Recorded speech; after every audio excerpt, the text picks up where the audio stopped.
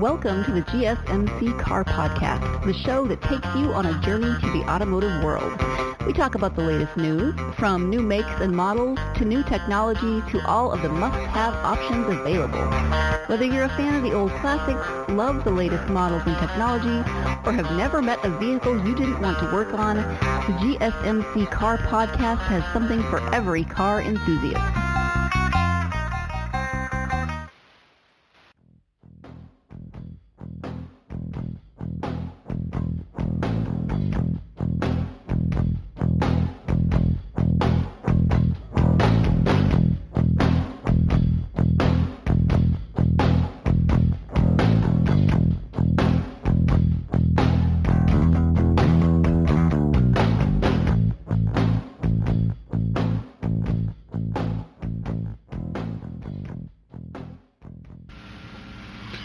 Welcome to the GSMC Car Podcast, brought to you by the GSMC Podcast Network. I'm your host, David Lucy Mabel. Sorry for that pause, folks. I almost lost my train of thought. But anyway, today we are going to be discussing the most influential car of the 1970s.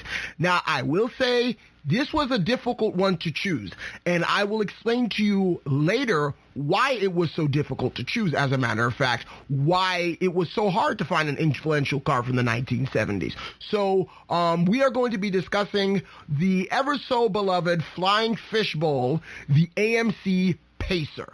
Yes, that's right, folks. The AMC Pacer is what I have designated as the most influential car of the 1970s. So let's get started. We are going to do the same thing that we normally do. Keep in mind that this is in commemoration for our launch on Instagram, which we are going to get those pictures up there. We are going to do that. And we're going to try to gain more of a following. But we are going to be discussing the introduction to the AMC Pacer, the history, the background of it. We're going to be discussing the specifications, what was the engineering that went into the car, and then we're going to be discussing the 1970s as a whole, some other cars that came from the 70s, and some other historical events that were going on in the world, and how they perhaps may have even affected the car market here in the United States, and not just here in the United States, but worldwide. And then we are going to be moving on to the last segment, in which I'm going to give you my personal thoughts on the vehicle that we have chosen, which is the AMC Pacer. So buckle your seatbelt and let's get going. Okay, so the AMC Pacer was produced from 1975 to 1980. It was described as the first wide small car. It was the first modern mass-produced American car that used the cab-forward concept. Now, what exactly is a cab-forward concept? If some of you all are old enough to remember, there were these pickup trucks, not these pickup trucks, these big semi-trucks from like the 70s that basically had the cab where the passengers and the driver sat that was on top of the engine. Now, this is not exactly how this cab-forward concept was translated into cars, but it used some sort of influence from that cab-forward truck design in the cars. For example, how this was done was that the passenger compartment was placed further forward than it is typical. In the Pacer, for example, this was achieved by moving the A-pillars forward and placing the base of the windshield over part of the engine compartment. So essentially, you would be sitting a lot farther forward in the car than you would in normal cars, and really in cars of the time period. Because in car design, there's something that they call a three-box design. That's basically how any sedan or coupe is going to be essentially, I guess, designed, is that you have three boxes: the engine compartment, the passenger compartment, that's called the greenhouse, and then the trunk. And then depending on what sort of look you're achieving, the different compartments could be longer or shorter than each other. So really, the AMC Pacer, in fact, is more of a two-box design than anything, because it was a hatchback. And the front box where the engine is supposed to go is sort of tucked into the second box that is the greenhouse, the passenger compartment. So it's kind of like a stub-nosed vehicle. This design became popular years later. Chrysler would be famous for doing this, as well as with their mainstream cars, such as the Dodge Intrepid, the Chrysler Sebring, the Eagle Vision, the Chrysler 300M. There was a generation of the Chrysler New Yorker that did that, et cetera, et cetera. That's how the cab forward design even became immortalized, so to speak, in regular car culture and regular car parlance, that a cab forward design wasn't so, weird, is because the AMC Pacer was the one that pioneered this. No, don't get me wrong here. The AMC Pacer was, in fact, a very weird vehicle for the time period. But every time something new is coming out, it's always going to seem very weird and strange until other people start adopting it. Because in order for you to be a leader, you must first have a follower. So somebody could do something and nobody ever follows them, then they are not a leader. They are just somebody doing something. But if you get someone to follow you and copy what you've done, then you automatically become a leader. There is no such thing as a leader without a follower. And there's no such thing as something that is going to catch on if somebody else doesn't start doing it. Nobody just does one thing and it catches on by them just doing it. Somebody has to do it else. So the AMC Pacer started with this trend in cab forward design vehicles, and it only made sense that Chrysler would end up doing this later on because Chrysler ended up absorbing AMC. So there you have it. But moving on. The unique design quickly made it an icon of the 1970s. This is talking about the AMC Pacer, of course. It was called the Flying Fishbowl. That's almost difficult to say, but the Flying Fishbowl is what the AMC Pacer was perhaps affectionately known by. The Pacer was AMC's response for the increasing demand for small cars in the era. Remember the gas crisis of 1973. We have finally reached the era of the gas crisis. Now, mind you, just a bit of history about the Pacer. The Pacer actually started being designed in 1970, 1971. The gas crisis didn't hit until 1973. So it wasn't necessarily made primarily for the gas crisis per se. It was made for the increasing demand in small cars, because right around this time, the Japanese, with their Honda Civic that you'll actually find out more about in the third segment of this podcast when I discuss some other cars, the Japanese with the Honda Civic are going to start infiltrating the American market with their small, simple, city-style vehicles, subcompact cars. Before this in America, cars like a subcompact were not very common. And if they were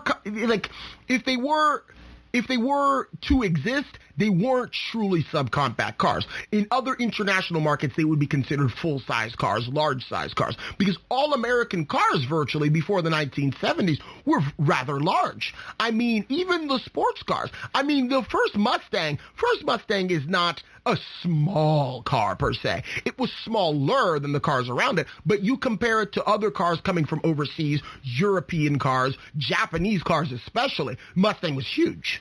And the Mustang was considered a small car by American standards. So that's just an example from the previous decade, the 1960s, when the Mustang had first come out. And by the 70s, the Mustang had swelled into a very large vehicle. So, this is what we're talking about here. We're trying to get you to understand that the reason why the AMC Pacer was so revolutionary and was so influential was that it was the first small American car.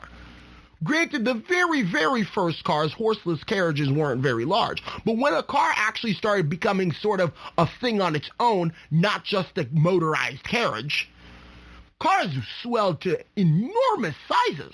You will hear in segment 3 some of the comparisons of size between some other cars that were competing with the AMC Pacer and some other cars that were actually full-size vehicles.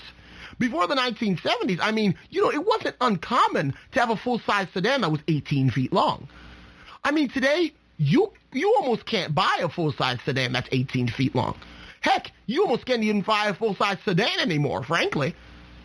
I mean, the full-size sedans these days might stretch, for your average full-size sedan, might stretch to 16 and a half, 17 feet long. It's probably the max.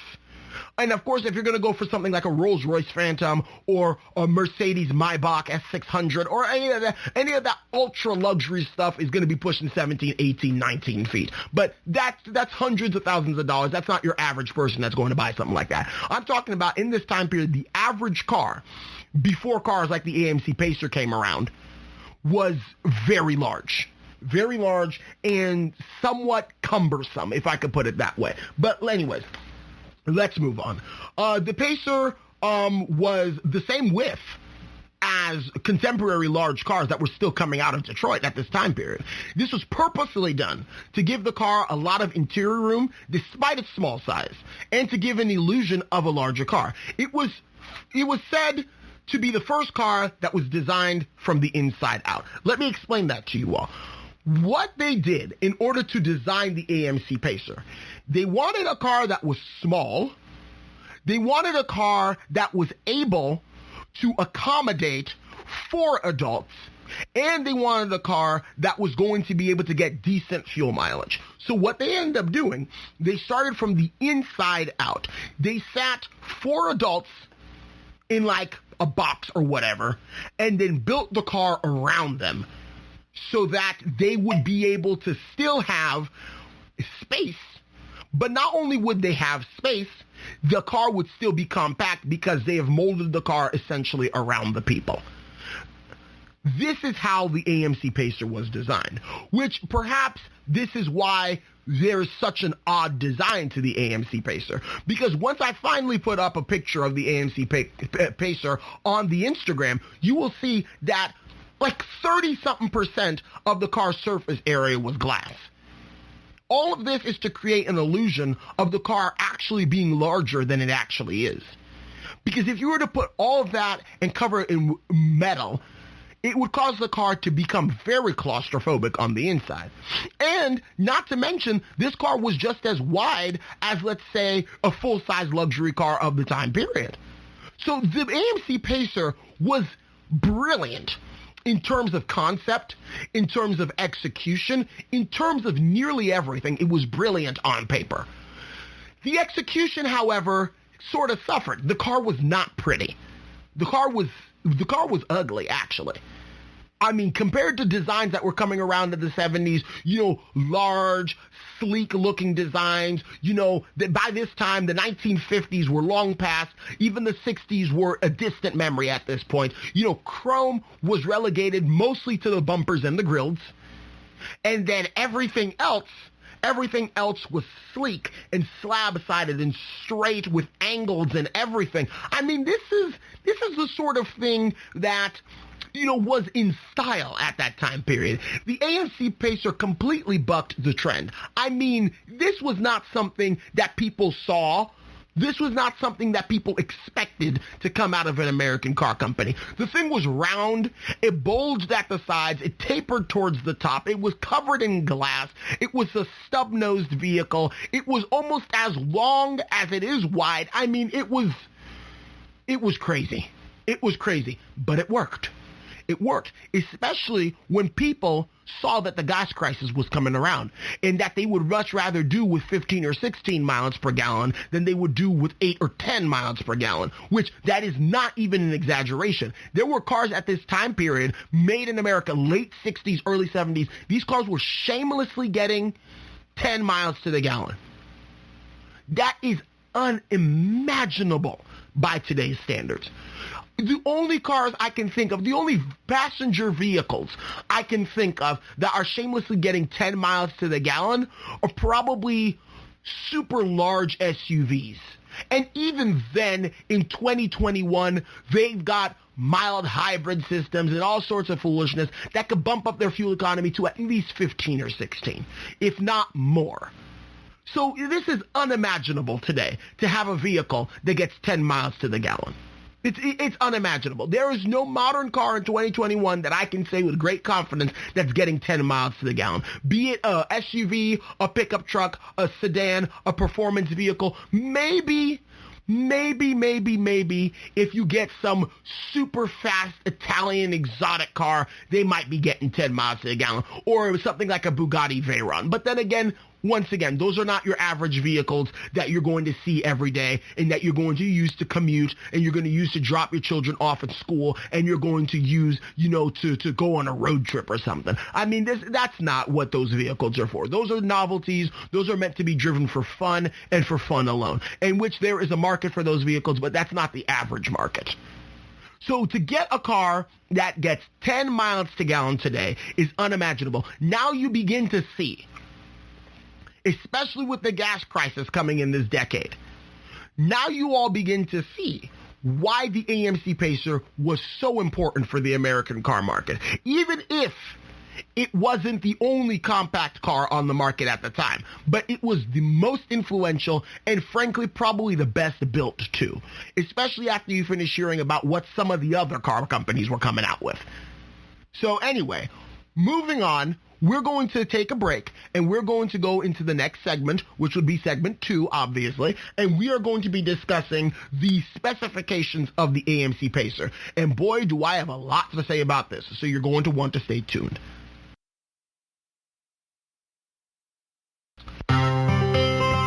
Are you a business owner? Someone interested in the latest news that might affect your business? Then check out the GSMC Business News Podcast, a show dedicated to keeping you up to date on all things concerning business, technology, and the stock market. Get a head start on the day as we keep you updated on the latest goings-on Wall Street, money, jobs, and technology. The GSMC Business News Podcast has you covered.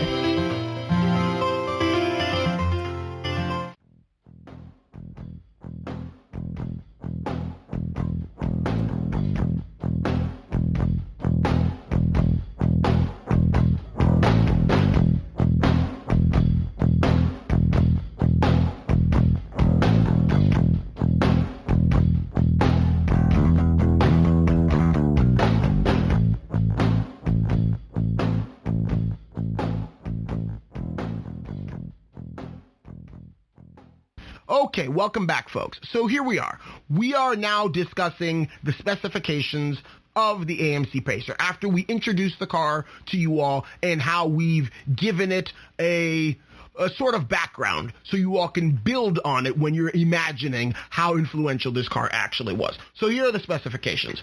The Pacer had a variety of engines that were offered in it. There was a 3.8-liter i6, a 4.2-liter i6, a 4.6-liter i6 for Mexican use only. And, okay, that sounded bad.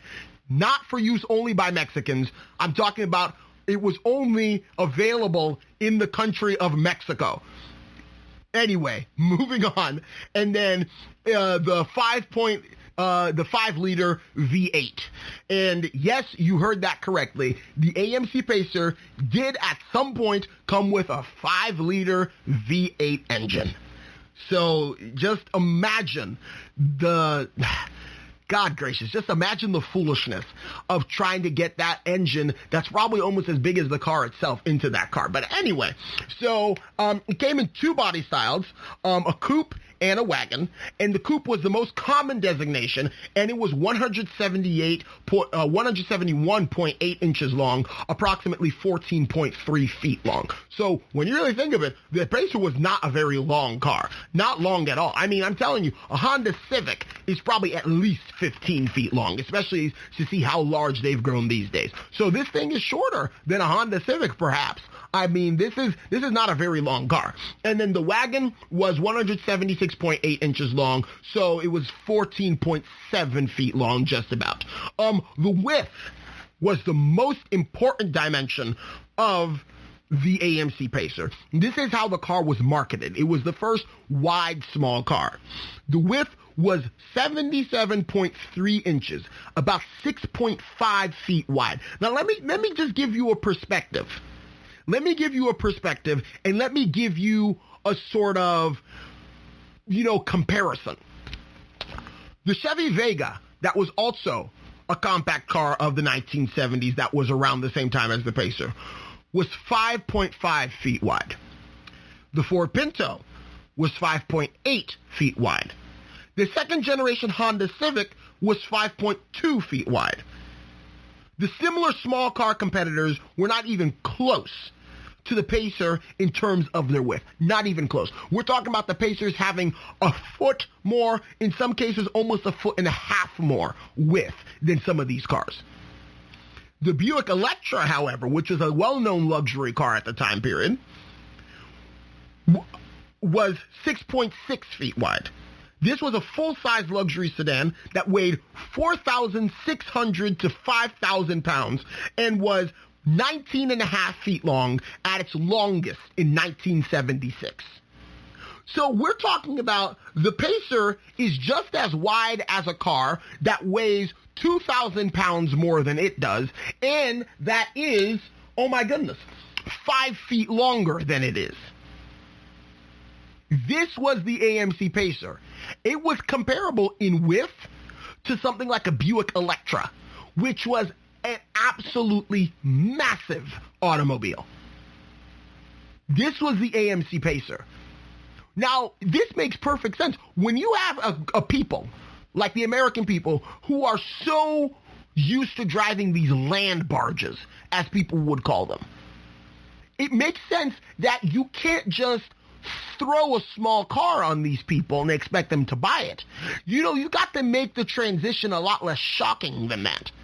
So if you make your small car feel like a large car, then you could perhaps get people to buy it. And which is why the AMC Pacer was so beloved. Rather than the Chevy Vega, that after a couple of years it rusted out. The Ford Pinto, if you got rear-ended, they would explode. I mean, these were not cars that people loved. These are not cars that people respected. These are cars that were what you call disposable vehicles. You buy them, you use them, and then you throw them away. The AMC Pacer, even if it was intended to be such, ended up gaining a cult following. It ended up becoming a lot more popular. It ended up doing a lot of things for itself by virtue of it being so unique and feeling like the other American cars of the time period, despite not being one of the other American cars of the time period, and being a lot more efficient and a lot smaller and a lot more manageable to deal with during the fuel crisis of the 1970s. The Pacer's unique shape allowed it to handle well and be surprisingly practical, because the thing is, it had something that was unique. The width of the Pacer was 6.5 feet long, like 6.5 feet wide, and then the length was 14 in something feet long, so about 14.5 feet long. When you think of it, 6.5 times 2 is 13. So the car was roughly twice as long as it was wide. It was almost exactly proportional. It was almost a perfect rectangle. That it was about 1/2 of its width as it was its length. That's what caused the car to handle so well. And that's what caused it to be so popular.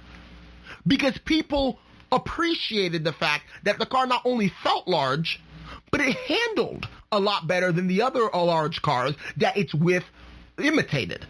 That's exactly the formula of the Pacer. And frankly, like I said in the last segment, it was a brilliant idea. It was a brilliant idea that not everybody could execute. Not everybody could execute something like the AMC Pacer. This was something that was never before seen by the American public, for good reason, because they never needed to do stuff like this. Americans have always had the concept of excess.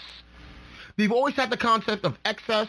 They've always had the idea that, the resources are plentiful, they're never going to end, blah, blah, blah. We can make things as large and as wasteful as we want. That's how Americans are.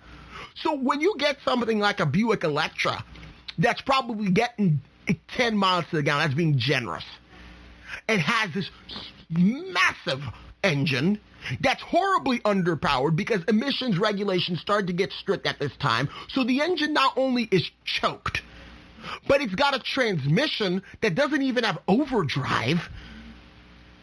I mean, the car's sucking fuel like fuel's going out of style. I mean, it doesn't make any sense. It doesn't make any sense in our modern brains. But in that time, America, we're the greatest country on earth. Resources are plentiful, blah, blah, blah. We can make our cars as large and as excessive as we want, and nobody has the right to tell us not to. Yeah, until the Arab oil crisis happens, or the Arab oil embargo that triggered the fuel crisis of 1973, until the Arab exporting countries are be like, actually, we're going to want to stop exporting oil to you, so good luck. And then you're like, oh my gosh, the resources are not as plentiful as we thought. We have to do something. That's exactly what happened.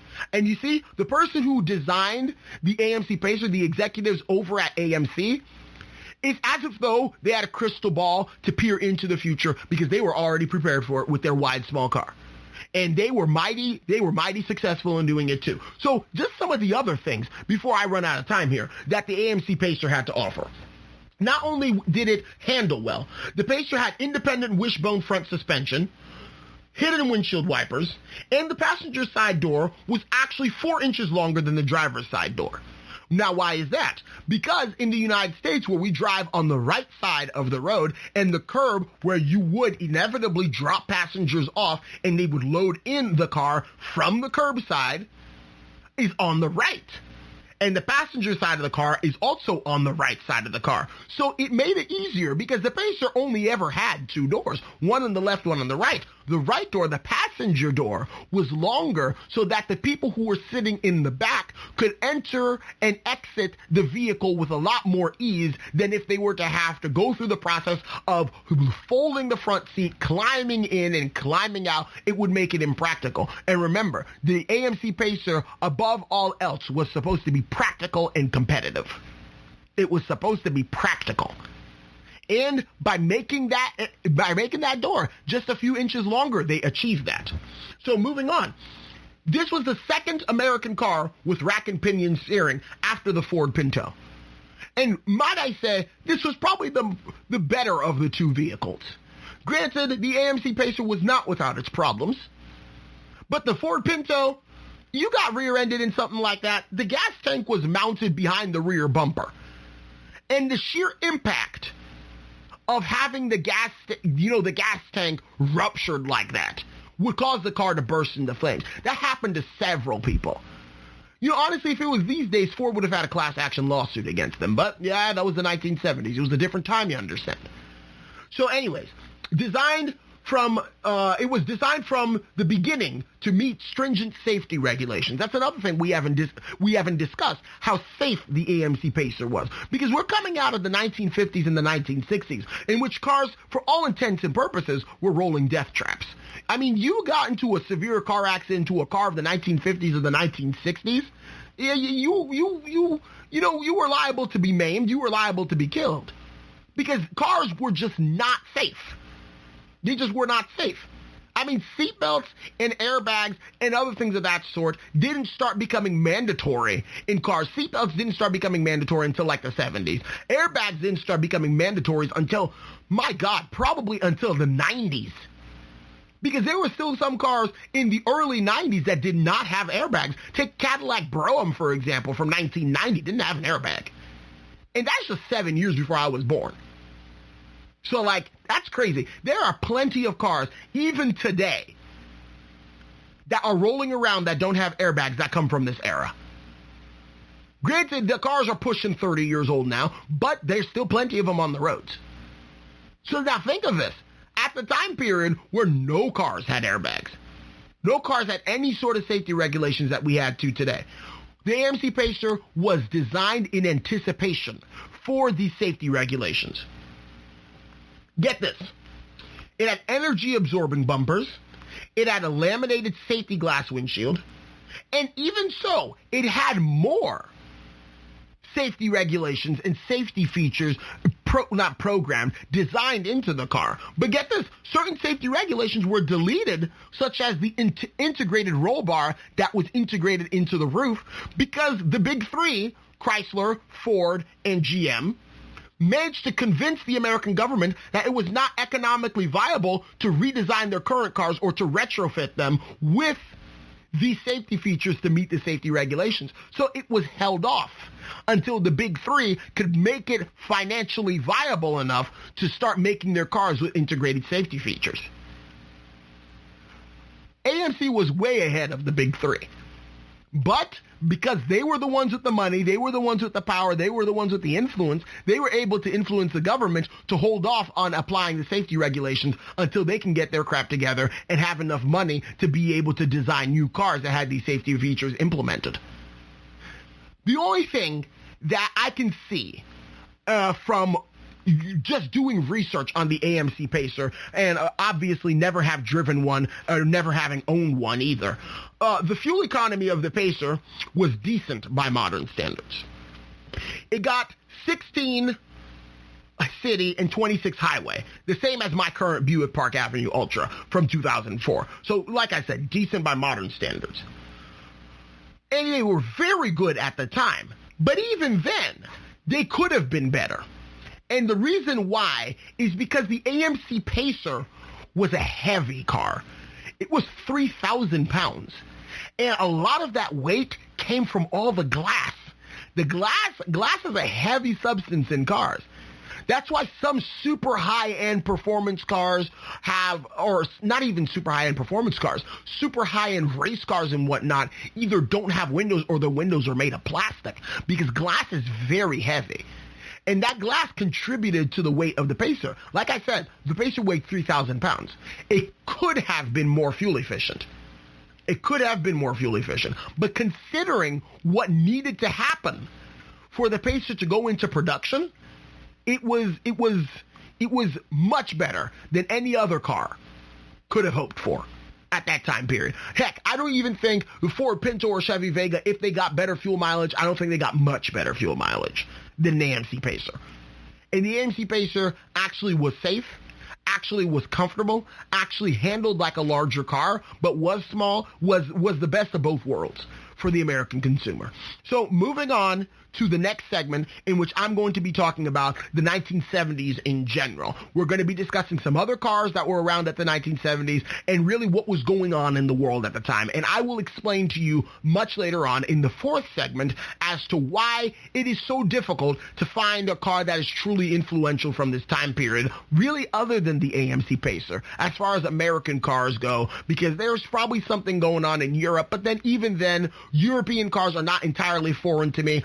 I've known what's gone on in Europe in car history, and even then, the 1970s weren't that great of a time. So please stay tuned for the next segment. We'll be right back.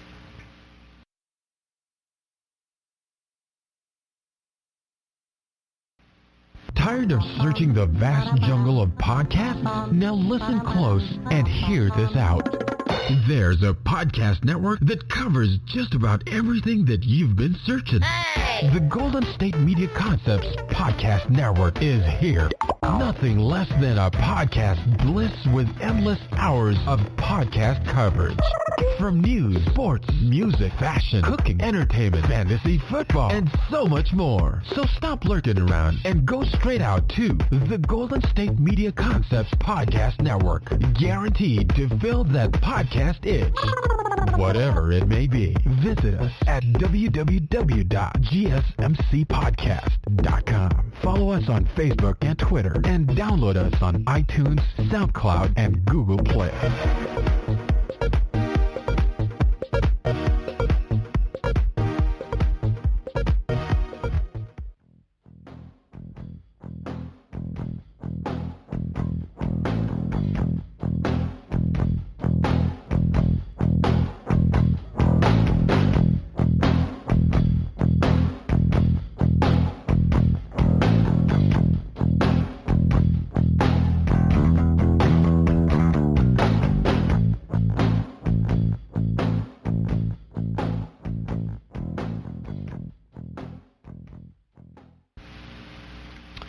Okay, welcome back, folks. So this is the beginning of the latter half of this podcast.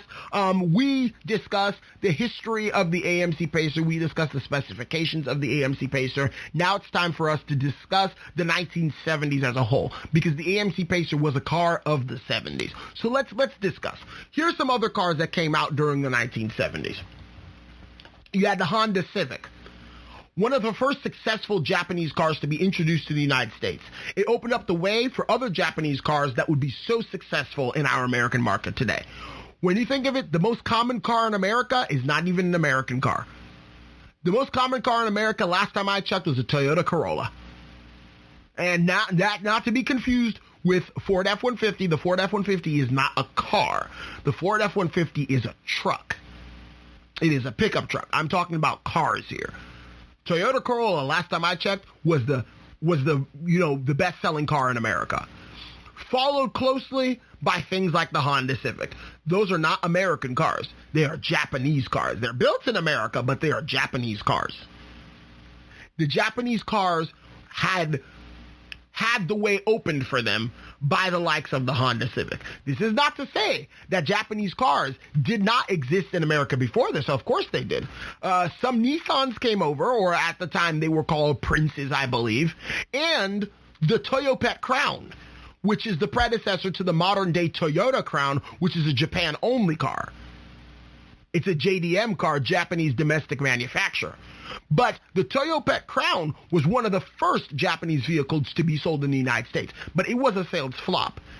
The Japanese didn't try again until probably the 70s with the likes of things like the Honda Civic and Datsuns and other things of that sort that started coming over. And those cars were small, they were fuel efficient, and not to mention they were reliable, even though they did not have the reputation for reliability as they do now, because Americans did not believe in the reliability of Japanese cars. They were small, they were dinky, they were rinky-dink little things.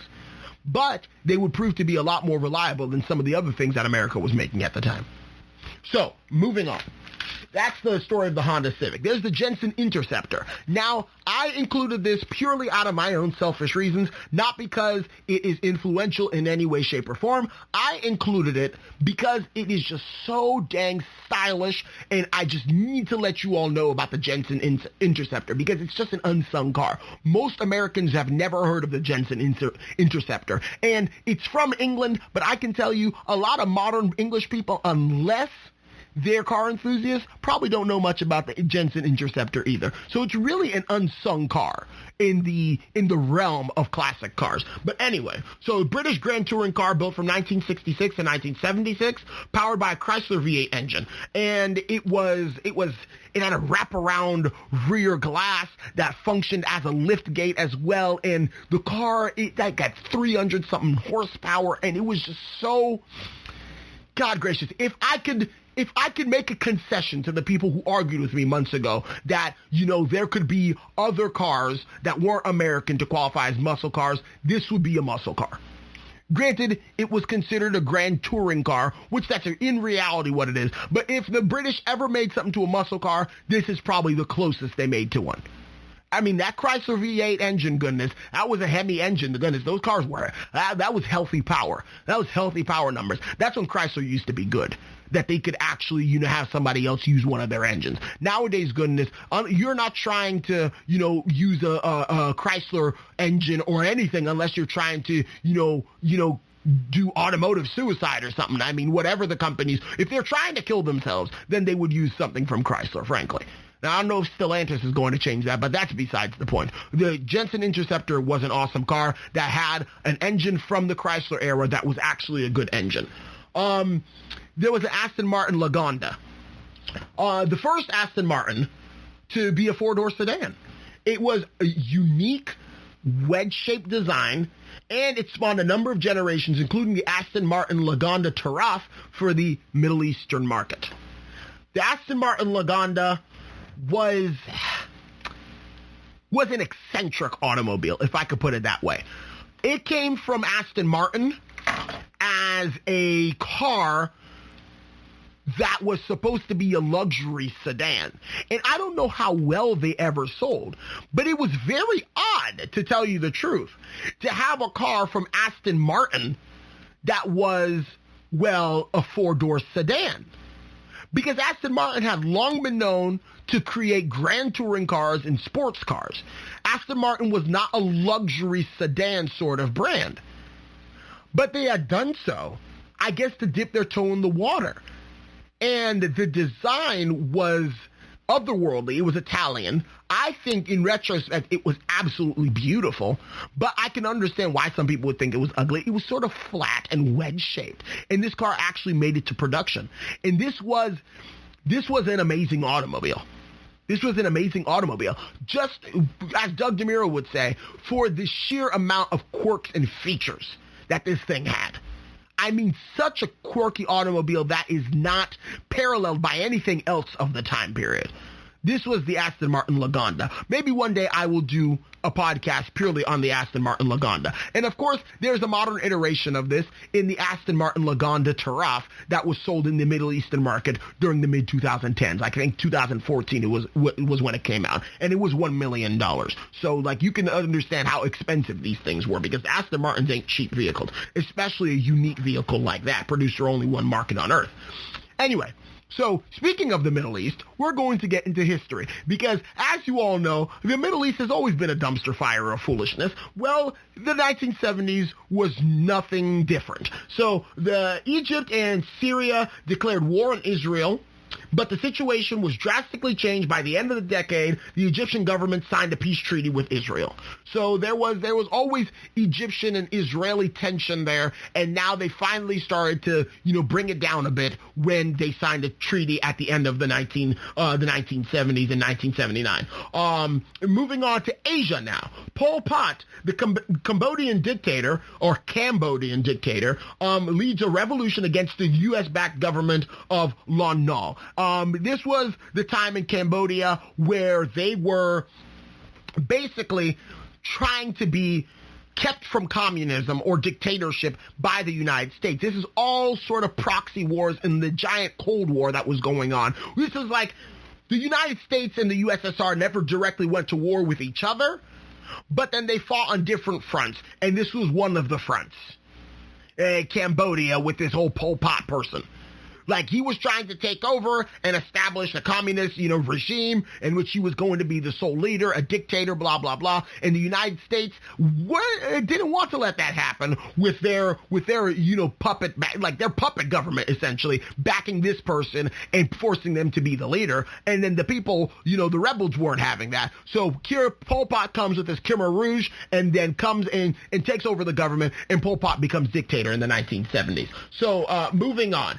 Then you had the oil crisis of 1973. This is a big part of history for this time period. The Organization of Arab Petroleum Exporting Countries proclaimed an oil embargo targeted towards nations that supported Israel during the Yom Kippur War. This had huge implications for the American car market.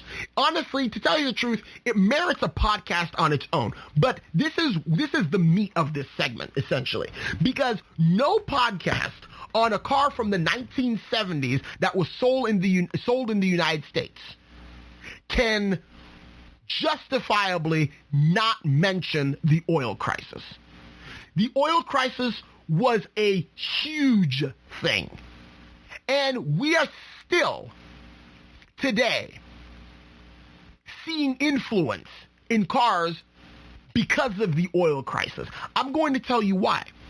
Like I said, American cars before the oil crisis were very large, very cumbersome, very boat-like vehicles that paid absolutely no attention, didn't give a flying flop about fuel economy. All right. Well, come the oil crisis into the picture. The oil crisis caused there to be an embargo that caused the gas of price, or the price of gas, to skyrocket. Now, you got all these middle-class people driving these giant Chevys, these big old Mercurys, these big old Dodges and Chryslers and other sorts of foolishness, that are middle-class people that aren't rich, that can't afford to put gas in cars like this.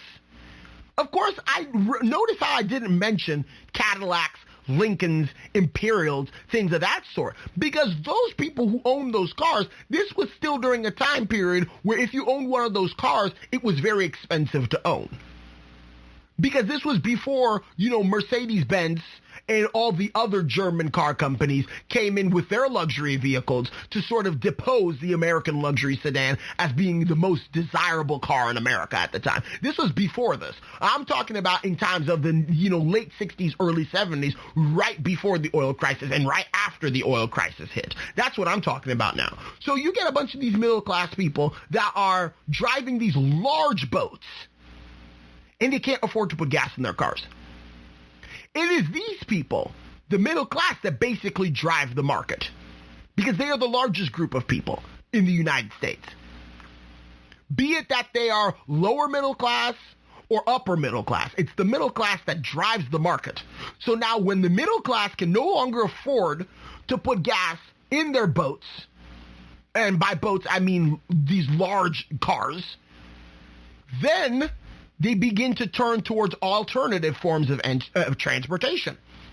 Hence why things like the AMC Pacer had begun to sell. Hence why things like the Honda Civic were selling. Hence why things like the Ford Pinto, the Chevy Vega, other cars started selling. Now, here we have the Japanese coming in to take the lower end of the market and to provide, fuel efficient, reliable, and simple to work on vehicles to fill in the segment that's at the bottom of the market. And then towards the late 1970s, early 1980s, you get the Germans moving in, because by this time, the entirety of the 70s was the American car market, the American car manufacturers trying to scramble around to see what they can do to stop them from losing so much money, because gas prices were through the roof through the 70s, and then their cars, they needed to make them more fuel efficient. It wasn't a matter of preference at this point. It was a matter of necessity. Well, now, by the 1980s, Americans still haven't gotten their crap together. The Germans, being the capitalistic people that they are, took this opportunity and started selling Mercedes-Benz, Audi, BMW, all of these well-built German cars. Well-built, and they're European, so they're efficient. Well-built, efficient cars here in the United States, and turns the American car market on its head. You get things like the Cadillac Seville.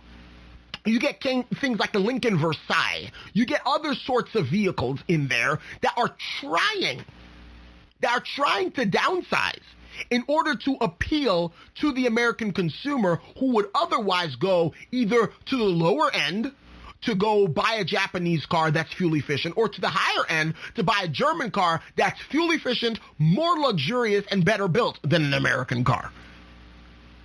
So now what they start doing, they start making their cars cheaper. So Cadillac begins to start sharing parts with lesser companies.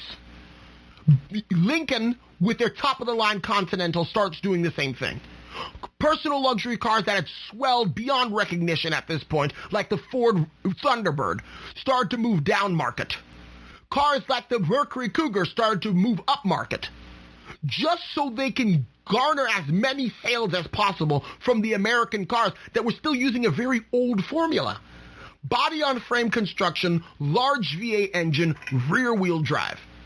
You'll hear about this in my segment, or not in my segment, in my podcast on the life and the death of the American luxury sedan. Even though all of these cars were not necessarily luxury cars, but it caused the American car market, it really gives you a picture as how the luxury automotive makers were trying to gain sales. It was basically a microcosm of what all the mainstream brands were trying to do too. Before Cadillac started downsizing its cars, Chevy did that.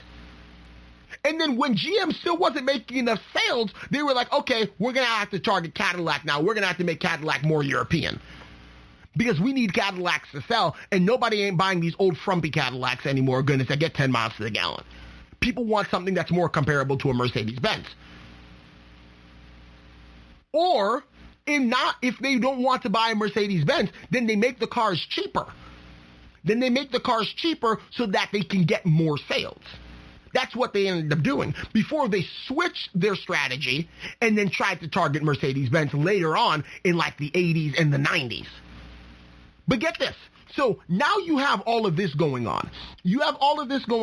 And this is the time period for cars that are, just horribly inefficient to try to become efficient. And then you have the American car market scrambling. That is the oil crisis of 1973. And I will give a podcast after this series is over. I will give a podcast on the oil crisis of 1973 and how it's affecting car design and manufacture even today, almost 50 years later. So, moving on to the next segment. After the break, you will hear my thoughts on the AMC Pacer and the 1970s in general. So, please stay tuned.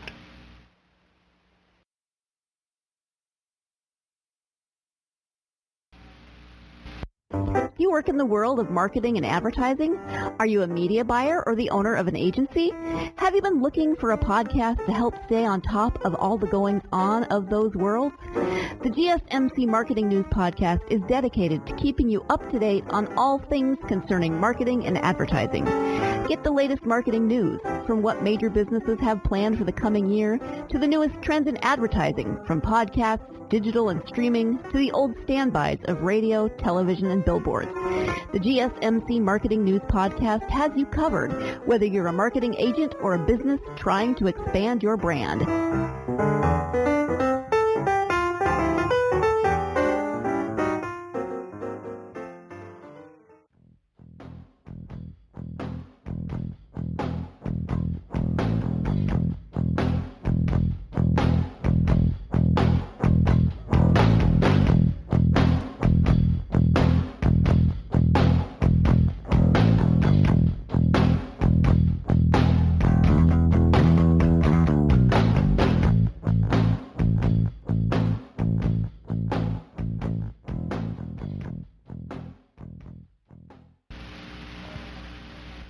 Okay, folks, so welcome back. Here we are. We have finally reached segment 4. We have reached the promised land. Here it is. Okay, segment 4, my thoughts. The AMC Pacer was ugly. I'm just going to put it out there. It was ugly, but a very important vehicle for the American market. Here's why. The AMC Pacer, and cars like it, of course, not just the AMC Pacer, but the AMC Pacer is the focal point of this podcast here, conditioned American consumers to accept the presence of a small car and even consider buying one. Get this. Americans are naturally a stubborn people. Americans are naturally a very wasteful people. This translates into every aspect of American life. And of course, I'm in charge of creating and producing these car podcasts in which I give you car history. I'm going to tell you that this translated into cars probably more than anything else that I'm considering right now. It's translated into the cars, this wasteful mentality, this excessive mentality transferred into cars. Let's take a trip back to the 1950s for us to really understand American excess. You had cars like the 1959 Cadillac. Let's just say the most mainstream model, which was probably the Series 62. You had 4 doors. This car was probably 19 feet long. You had these ginormous fins on the back of it, this huge gaudy front end, and the interior was still somehow managed to be cramped. Because it was not practicality that was in the mind of the American car designers and the car manufacturers of the 1950s and the 1960s. It was excess. It was the space age. America's the greatest country on earth. We are going to, make a car that looks like a spaceship, and we're going to send it to rocket out on the roads so that every American can feel like they are driving a spaceship. That's how it was. That's how it was. It was excess. It was excess. That's what caused cars like the 1959 Cadillac, the 1958 and 1959 Continental Mark III made by Lincoln, cars like the Buick Electra 225 of 1959, cars of the late 50s, early 60s, and subsequently that same philosophy made its way into the 70s. It was all excess. Now comes along a car as quirky and as weird as the AMC Pacer. You've got the AMC Pacer that has a bit of that excessive charm in it, but it takes everything good about it and makes it practical. Get this. The AMC Pacer was still a very old-fashioned vehicle underneath the skin. Still body-on-frame construction, front engine, rear-wheel drive. That's what it took from the excess. Now, where it ushered in the future is by offering a safe car that was more rounded, that was small, and that still had a deceptively large interior despite its smaller exterior dimensions, and that handled well. The AMC Pacer merged the past of American automobiles with the future of American automobiles in that right transitional period of the 1970s. Because in the 60s, still very much the old guard. In the 80s, American cars had finally started to get with the program and stop offering these things that were large boats that had absolutely no practicality whatsoever as far as fuel mileage went. The AMC was a placeholder in that transitional period from the old way of thinking to the new way of thinking, and they met right in the middle with some old designs and some new designs, with some old ideas and some new ideas, with some old practices with some new practices. That's what the AMC Pacer was. It conditioned the psyche of the American car consumer to consider buying something that wasn't so large by feeling like a large car, even though it wasn't a large car, by being more practical than a large car, even though it wasn't a large car, and by seating just as many people really as a large car, but not being a large car, and still managing to be fairly reliable, and not to mention not very expensive. This is what the AMC Pacer represented. It was a psychological shift in the American car consumer that made it more socially acceptable to drive a small car. So, which inevitably helped pave the way for Japanese cars, because all the Japanese cars were much smaller than the American cars, and which helped pave the way for import cars, such as, or Japanese cars, technically import cars, but to, make way for the European import cars, which were efficient. Before, if the AMC Pacer had not come out, not to say that this wouldn't have happened, it would have eventually happened, somebody else would have taken the cake, but before all of that, to own a Japanese car, oh, you were weird, he's that one guy with that Toyo something, I don't even know what it's called. That's what people probably would have said during that time period. But when you have an AMC Pacer, so, and let's say your AMC Pacer finally gets to the point where it needs to be changed, you've gone all this time driving a small car, all of a sudden the Honda Civic doesn't seem that bad. Or when you've been driving a car that, had good fuel mileage, and let's say it's time for you to upgrade, and you want something nicer, but you still want to have fuel mileage, all of a sudden you start, considering a Mercedes-Benz C-Class or a Mercedes-Benz E-Class, because it has good fuel mileage, it's built well, it's larger and a lot more luxurious than your AMC Pacer, but before you could have gone from Pacer to Cadillac and you would have gotten something that was large, cumbersome, and just not very conducive to what you needed to do.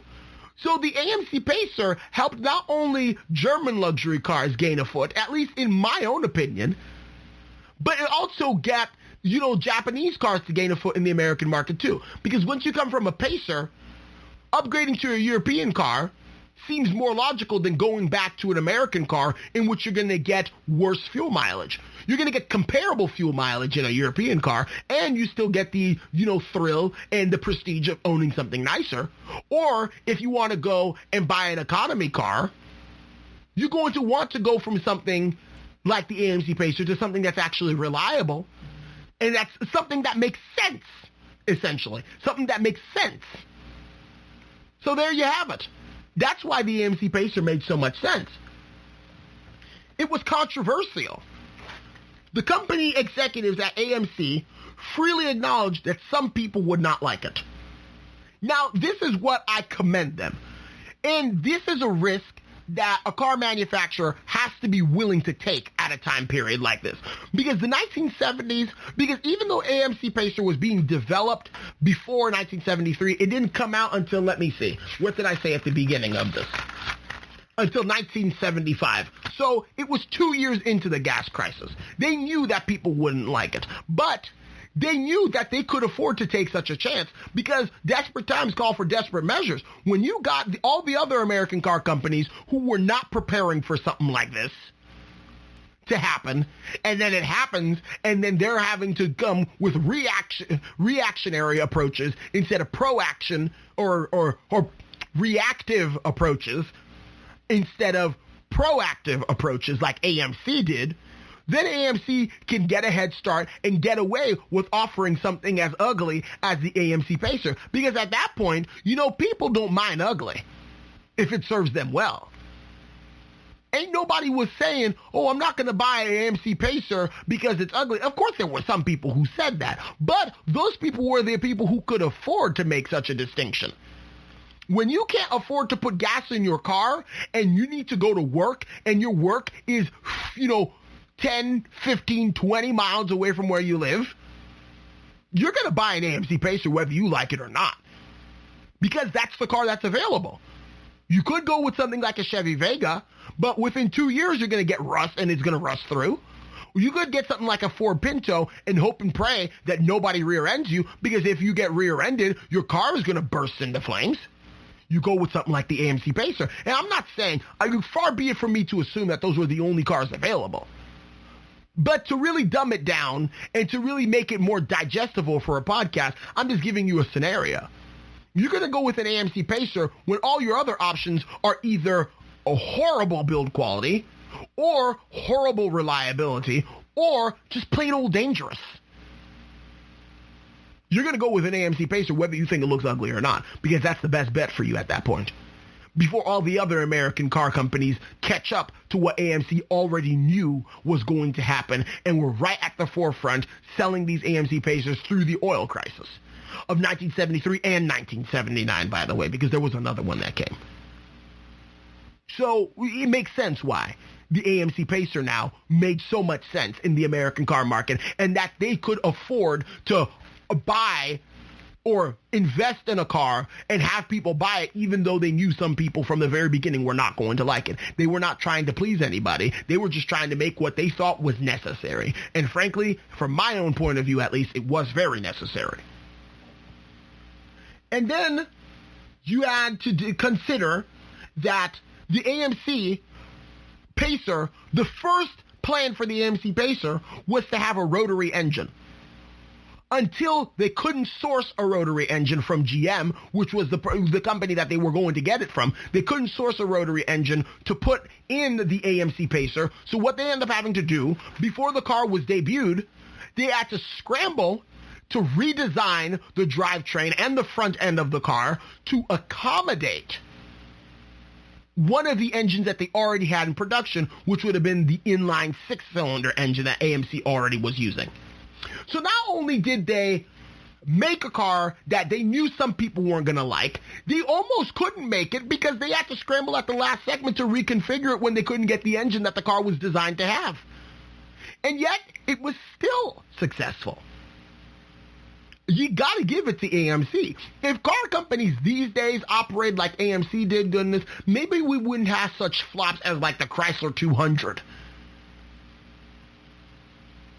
Maybe we wouldn't have such flops as that if they actually thought proactively instead of reactively. So there you have it. There's the AMC Pacer. Now let me explain to you all why it was so hard to find an influential car that came from the 1970s. This was the malaise era. This is an era where it's like the cars were struggling. Car companies were struggling to make this transition because it was a hard and sudden transition after the Arab oil crisis happened. Not to say if the Arab oil crisis never happened that they wouldn't start seeing the need for fuel-efficient vehicles, but it might have been a lot later. And I can guarantee if the oil crisis did not happen, then the malaise era would not have been ushered in. Because you had these cars, that many of which are using engines and platforms that came from the 60s. You have these cars that are into the 1970s now, that are still using this old technology. Boom, oil crisis happens. What do? What was their response? Was to choke these engines with emissions regulations, because that was also a thing happening right around the same time period, and to decrease the horsepower of the engine in order to make the engine more fuel efficient. They didn't redesign these engines. They just choked the horsepower and the life out of these engines to make them weaker so that they wouldn't burn as much fuel. That was basically the American formula to get through to this time period. That's why it was called the malaise era, because you could have a 5 or 6 liter V8 engine that was making 130 horsepower. And the reason why it was making such low amounts of horsepower is because of not only emissions regulations, but also the fact that they needed to detune these engines so they didn't produce more horsepower and thus burn more fuel.